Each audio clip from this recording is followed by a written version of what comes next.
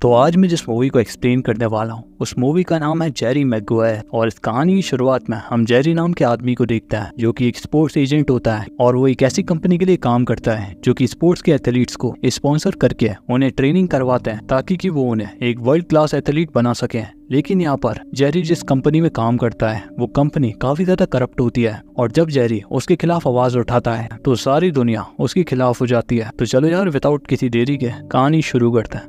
तो इस कहानी की शुरुआत में हम जेरी को देखते हैं जो कि एक स्पोर्ट्स एजेंट है और वो अपने काम में काफी अच्छा होता है और उसे अच्छे से पता है कि उसे नए क्लाइंट्स कैसे लाने हैं। और यहाँ पर वो ज्यादातर यंग लोगों को टारगेट करता है जिन्हें देखकर उसे लगता है कि भविष्य में ये लोग काफी अच्छा करेंगे और फिर वो उन लोगों का कॉन्ट्रैक्ट लाकर देता है अपनी कंपनी को। और जेरी की कंपनी का नाम होता है SMI। और यहाँ पर जेरी उस कंपनी में काफी लगन से काम करता है, इतना कि जब वो घर पे भी होता है तो भी वो कंपनी के क्लाइंट्स को संभाल रहा होता है। और यहाँ पर हम देख सकते हैं कि जेरी को अपने काम से प्यार है और वो अपने काम की वजह से काफी अच्छे पैसे भी बना रहा है और इसी वजह से वो अपनी कंपनी का सबसे बेहतरीन एम्प्लॉय में से एक है। लेकिन अब यहाँ पर जब वो कंपनी पहुंचता है तो आज उसे पता चलता है कि उसका एक क्लाइंट इंजर हो चुका है। तो इसीलिए वो उससे मिलने के लिए हॉस्पिटल जाता है और उससे सवाल जवाब करने लगता है। लेकिन ये चीज उसके क्लाइंट के बेटे को पसंद नहीं आती, इसलिए वो जेरी से रूडली कहता है, आपको दिख नहीं रहा कि मेरे पिता बीमार हैं और ये चौथी बार है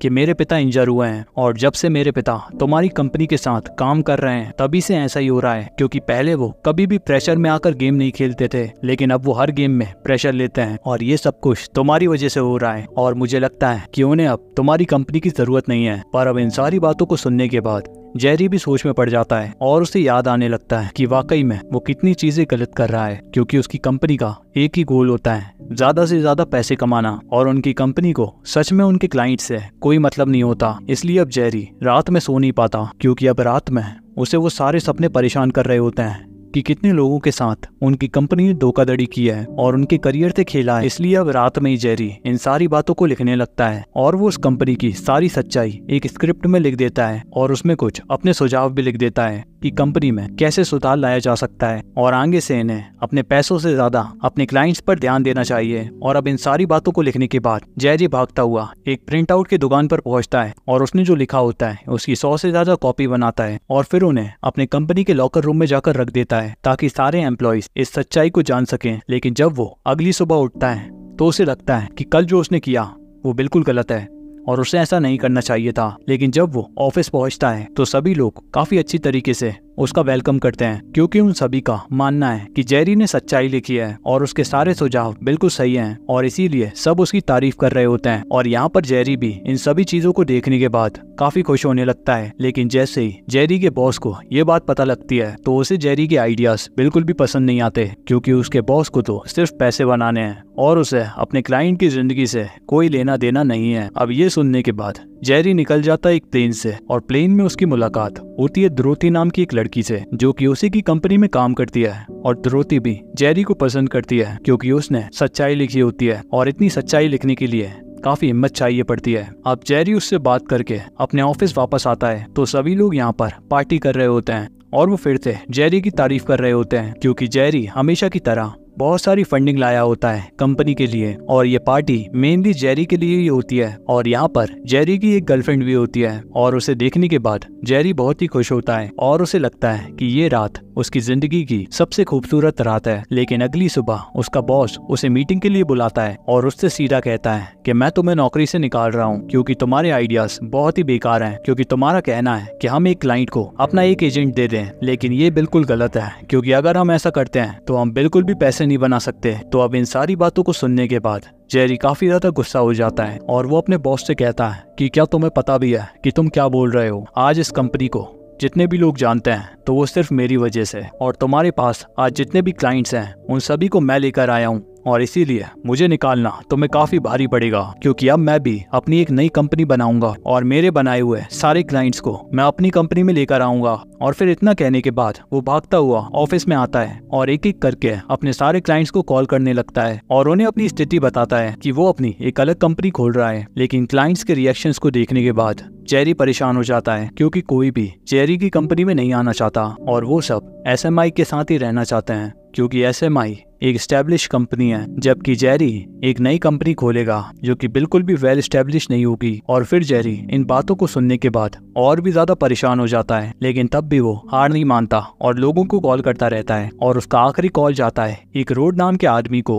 और रोड उसके साथ काम करने के लिए मान जाता है। लेकिन रॉड की एक ही शर्त होती है कि जेरी को अभी के अभी डांस करना होगा। तो जेरी भी यहाँ पर ऐसा ही करता है, जिसके बाद रोड यहाँ पर जेरी की कंपनी को ज्वाइन कर लेता है। और फिर शाम होते ही जेरी यहाँ से जाने लगता है और वो अपनी सारी चीजों को पैक करता है और अपने कैबिन से बाहर आता है और सारे एम्प्लॉयज को देखने लगता है। और इसके साथ साथ वो ऑफिस का पूरा कोना देखता है और वो सभी से कहता है कि यहाँ की एक एक चीज मैंने बनाई है, और अगर आज तुम यहाँ पर बैठे हो तो तुम सभी को मेरा शुक्रगुजार होना चाहिए, क्योंकि मेरी वजह से तुम सभी लोगों को तनख्वाह मिलती है। तो इसीलिए मेरे पास भी तुम्हारे लिए एक लास्ट ऑफर है। और वो बताता है कि मैं अपनी कंपनी खोल रहा हूँ, तो तुम में से कोई भी मेरी कंपनी में आना चाहता है तो वो मेरे साथ आ सकता है, क्योंकि मैं इससे भी बड़ी कंपनी बनाने वाला हूँ। और इस कंपनी में तो सिर्फ तुम्हें धोखा ही मिलने वाला है, जैसा धोखा मुझे मिला है। लेकिन जेरी की इन सारी बातों को सुनने के बाद भी कोई भी उसके साथ आने के लिए तैयार नहीं होता। तब यहाँ पर जेरी को और भी ज्यादा बुरा लगता है और वो समझ जाता है कि उसके साथ क्या हो रहा है। और तब वो अपनी सेक्रेटरी की तरफ देखता है, लेकिन वो भी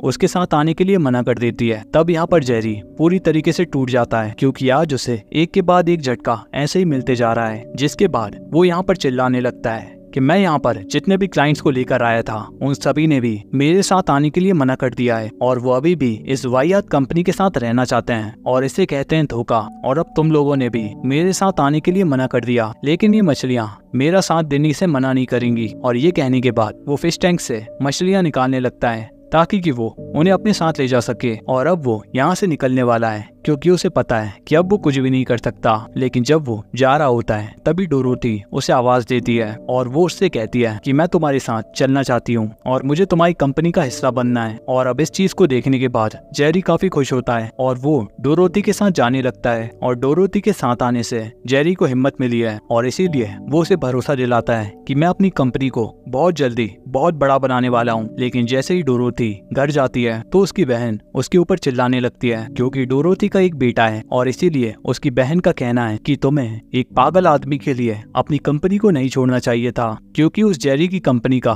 कोई भी भरोसा नहीं है कि आखिर में उसकी कंपनी चलेगी कि नहीं, क्योंकि अगर उसकी कंपनी नहीं चलेगी तो तुम अपना घर भी नहीं चला पाओगी। तब यहाँ पर डोरोथी अपनी बहन पर चिल्लाती है और उससे कहती है कि मुझे जेरी पर पूरा भरोसा है और वो अपनी कंपनी को जरूर बड़ा बनाएगा। और तभी हम जेरी को देखते हैं जिसके पास उसकी मंगेतर आती है और वो उसे वहाँ पर हिम्मत देने लगती है और वो उससे कहती है कि तुम फिर से सक्सेसफुल हो जाओगे, क्योंकि तुम्हें आदत है सक्सेस की, और देखना कुछ ही समय में सक्सेस तुम्हारे पीछे भाग कर आएगी। जिसके बाद अगली सुबह जेरी जाता है एक रग्बी प्लेयर के पास, जिससे वो अपने कंपनी में आने के लिए कहना चाहता है। और उस प्लेयर से मिलने के बाद जेरी जाता है उसके पिता के पास, क्योंकि उसके पिता ने भी काफी स्ट्रगल किया है। तो इसीलिए जेरी उसके पिता से बात करना चाहता है ताकि कि वो उनसे बात करके उसके बेटे के मंसूबों को समझ सके। और इसके बाद वो मिलता है फ्रैंक से, और फ्रैंक भी उससे मिलने के बाद जेरी की कंपनी को ज्वाइन करने के लिए तैयार हो जाता है। और अब इस चीज को देखने के बाद जेरी काफी खुश हो जाता है, क्योंकि अब उसके पास 2 क्लाइंट हो चुके हैं, और इसीलिए वो खुशी से घर आता है, क्योंकि वो जानता है कि अब वो कामयाबी की सीढ़ियां चढ़ रहा है। जिसके बाद वो यहाँ पर कॉल करता है डोरोथी को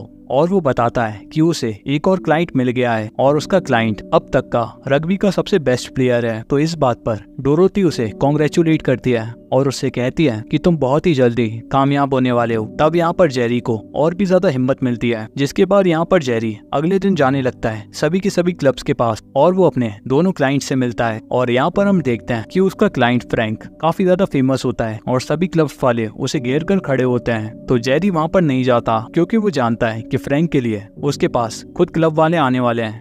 लेकिन रोड के साथ ऐसा नहीं है और उसे कोई भी नहीं जानता, और रोड इतना ज्यादा टैलेंटेड भी नहीं है, और इसीलिए जेरी उसे हर जगह लेकर जाता है और उसे बाकी क्लब वालों से मिलवाता है ताकि रोड को भी अच्छा काम मिले और उसे भी सीजन में साइन किया जाए। और अब इन सब से मिलने के बाद जेरी पहुंचता है फ्रैंक के पास और उससे कहता है कि बहुत सारे क्लब तुम्हें साइन करना चाहते हैं, तो बताओ तुम कौन से क्लब में जाना चाहोगे। तब यहाँ पर फ्रैंक उसे बताता है कि उसने साइन कर लिया है SMI के साथ और अब से जेरी उसका एजेंट नहीं है। तो अब इस बात को सुनने के बाद जेरी के पैरों से जमीन खिसक जाती है, क्योंकि अब वो जान चुका है कि फ्रैंक ने उसके साथ क्या किया। क्योंकि यहाँ पर फ्रैंक ने उसे धोखा दिया होता है और वो उसे छोड़कर SMI में चला गया। लेकिन अब जेरी को अपने ऊपर गुस्सा आता है क्योंकि उसने फ्रैंक के ऊपर ज्यादा ही भरोसा कर लिया था और उसने फ्रैंक से कॉन्ट्रैक्ट पर साइन नहीं करवाया और यहाँ पर फ्रैंक ने इसी चीज का फायदा उठाया।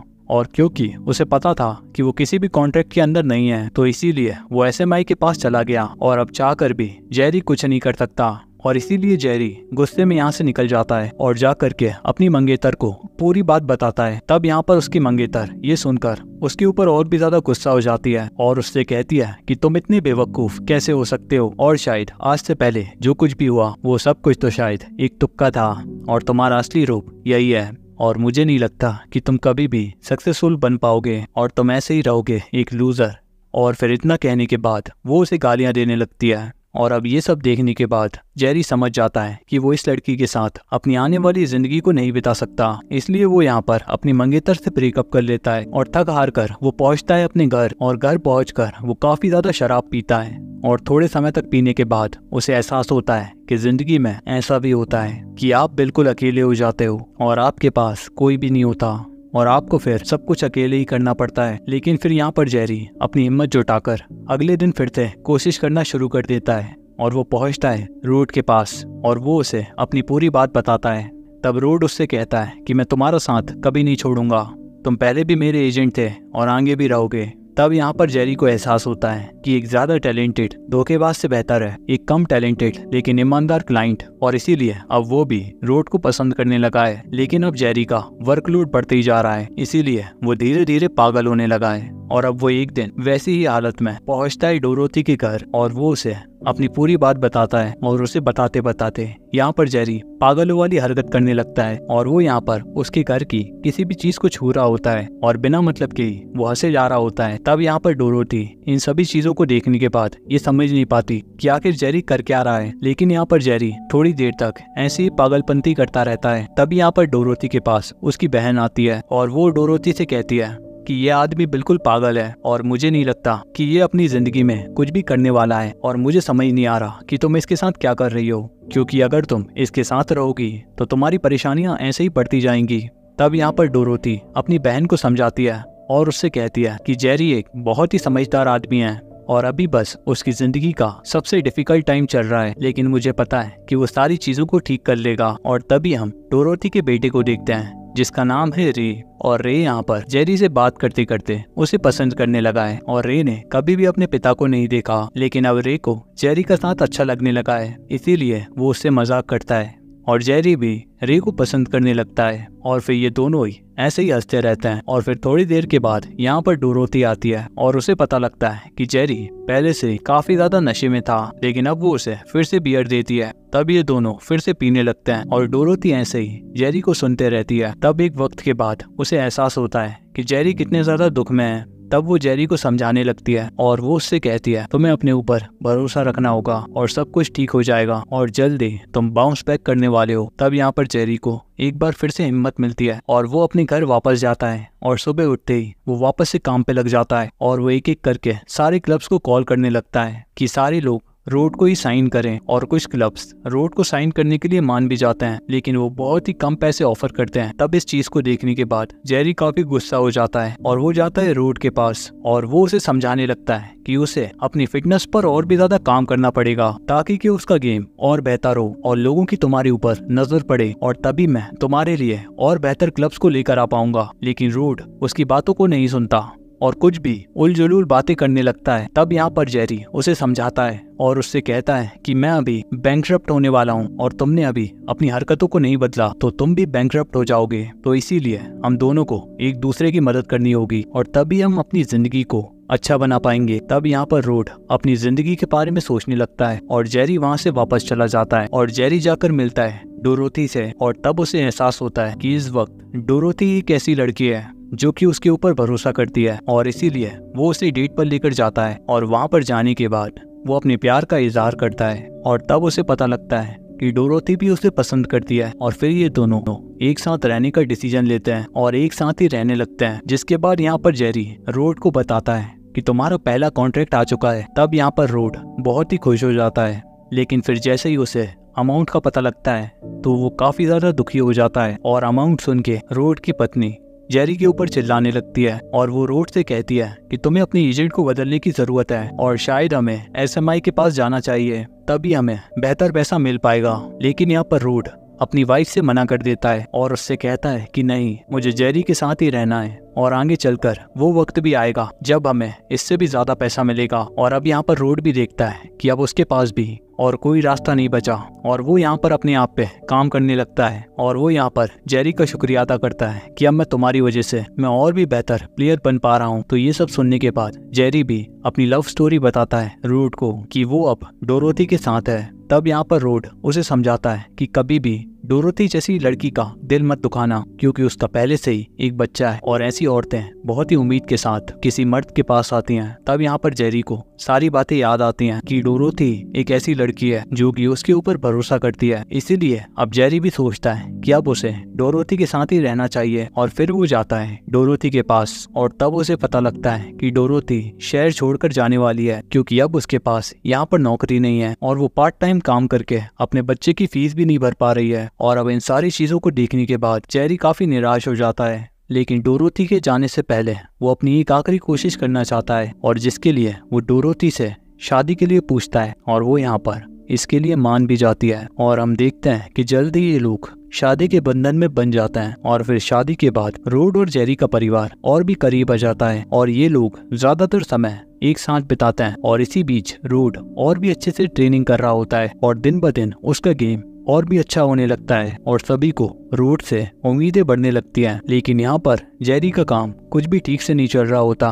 क्योंकि अभी भी जेरी के पास सिर्फ एक ही क्लाइंट होता है। तब यहाँ पर उसे एहसास होता है कि शायद जेरी उससे प्यार नहीं करता, तो इसीलिए वो उससे पूछती है क्या तुम अभी भी मुझसे प्यार करते हो। तब इस बात को सुनने के बाद जेरी चुप हो जाता है। तब यहाँ पर डोरोथी कहती है कि अगर तुम मुझसे प्यार नहीं करते तो मैं तुम्हें अभी छोड़कर जा सकती हूँ और इसके लिए तुम्हें बुरा मानने की कोई भी जरूरत नहीं है। और तब इस बात को सुनने के बाद जेरी वहाँ पर बिल्कुल खामोश रहता है। तब यहाँ पर डोरोथी समझ जाती है और वो जेरी को छोड़कर वहाँ से चली जाती है। और अब इसके बाद हम यहाँ पर रोड को देखते हैं जिसने कि अपने गेम में काफी अच्छा परफॉर्म किया होता है और इसीलिए उसकी टीम पहुंच गई होती है प्लेऑफ्स में और सारे ही लोग बहुत ही ज्यादा एक्साइटेड होते हैं और सभी चाहते हैं कि रोड बहुत ही अच्छा करे प्लेऑफ्स में और इसीलिए सभी इस मैच को देख रहे हैं और सबकी उम्मीदें हैं रोड से। और यहाँ पर रोड भी अपना बहुत ही अच्छा गेम दिखाता है और यहाँ पर सभी उसके स्टेमिना की तारीफ कर रहे होते हैं। लेकिन बीच गेम में वो एक प्लेयर से टकरा जाता है और वो जमीन पर गिर जाता है और फिर गिरते ही वो थोड़े समय के लिए बेहोश हो जाता है। और तब इस चीज को देखने के बाद सभी लोगों की धड़कनें तेज हो जाती हैं और रोड ऐसे ही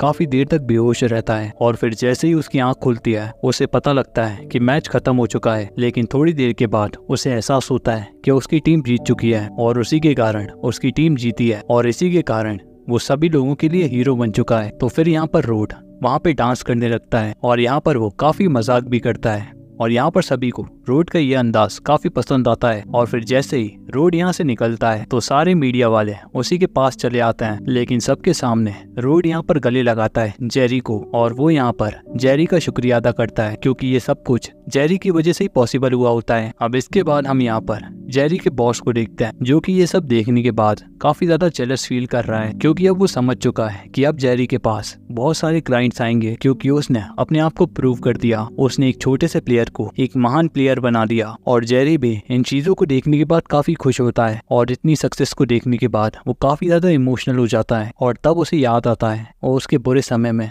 डोरोथी उसके साथ हमेशा थी, जिसको कि अब उसने छोड़ दिया था। जिसके बाद यहाँ पर जेरी वहाँ से भागने लगता है और वो भागते हुए सीधा पहुँचता है डोरोथी के पास और वो वहाँ पर एक बार फिर से डोरोथी के सामने अपने प्यार का इजहार करता है और वो उससे कहता है कि वो उसी के साथ रहना चाहता है। तो डोरोथी कहती है कि ऐसा नहीं है, तुम बस अभी काफी खुश हो और इसीलिए तुम मेरे साथ रहना चाहते हो और हम दोनों एक दूसरे को ज्यादा दिनों से नहीं जानते। तब यहाँ पर जेरी कहता है कि ऐसा कुछ भी नहीं है, ज्यादा दिनों से कुछ भी मायने नहीं रखता। मायने रखता है कि बुरे समय में तुम मेरे साथ थी और मैं जानता हूँ कि तुम मुझे पूरा करती हो और इसीलिए मैं अपनी पूरी जिंदगी तुम्हारे साथ बिताना चाहता हूँ। और अब इन सारी बातों को सुनने के बाद डोरोथी एक बार फिर से जेरी को अपना लेती है और समय ऐसे ही बीतने लगता है। और तभी हम रोड को देखते हैं टेलीविजन पर और सारे मीडिया वाले उसका इंटरव्यू ले रहे होते हैं, क्योंकि उसे अब तक का सबसे बड़ा साइनिंग अमाउंट मिला होता है, जो कि होता है $11.2 मिलियन।